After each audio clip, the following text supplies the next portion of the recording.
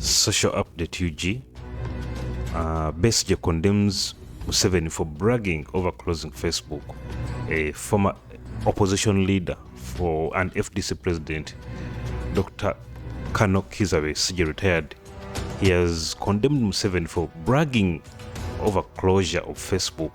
Kiza Besigye has said that President Yoweri Museveni should not be proud that Facebook has been inaccessible in Uganda for some 2 years.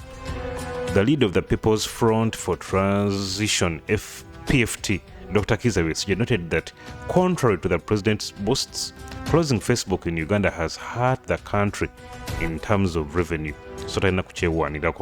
The four-time presidential candidate said as President Museveni brags regarding the closure of Facebook in Uganda, Mark Zuckerberg's revenue for 2021 grew to 117 billion from 86 billion in 2020. Zuckerberg is the owner of this social media giant. Besigye added that Uganda's 2021 GDP was only 40 billion in comparison to the big giant tech company.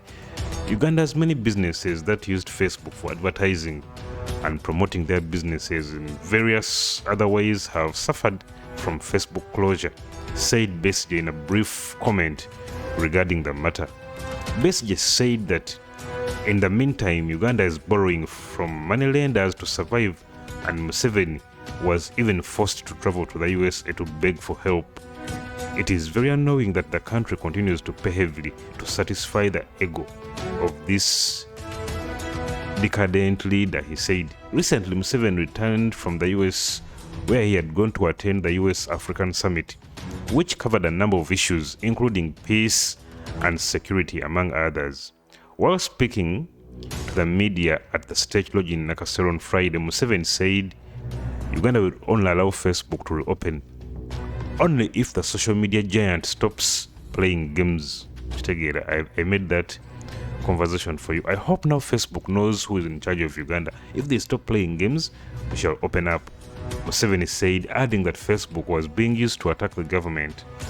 He, however, said that if Facebook realizes its mistakes, the government will reopen it.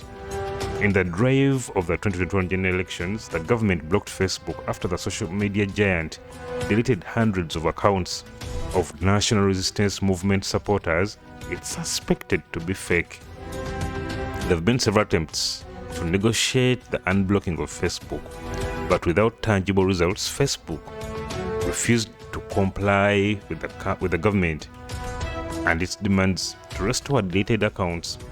Most Ugandans using Facebook were greatly affected by the decision taken by the government to block the site, and they have since resorted to using VPNs applications to be able to access the platform. Speaking to Daily Monitor recently, Irene Kagwa, the UCC executive director, said the negotiations with Facebook need to be handled on a continental level. Many of us have recommended that we have to approach them as a continent. When we speak to Facebook as Africa, Facebook will be keener to listen, he said.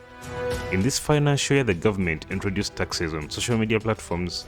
Several members of parliament wondered how the government would be able to tax a social media platform that is banned in the country, like Facebook.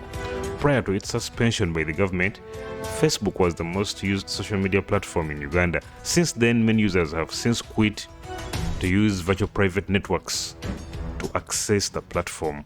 Just what you think in the comments. And also don't forget that also Twitter, another big tech giant, banned some accounts for the government officials.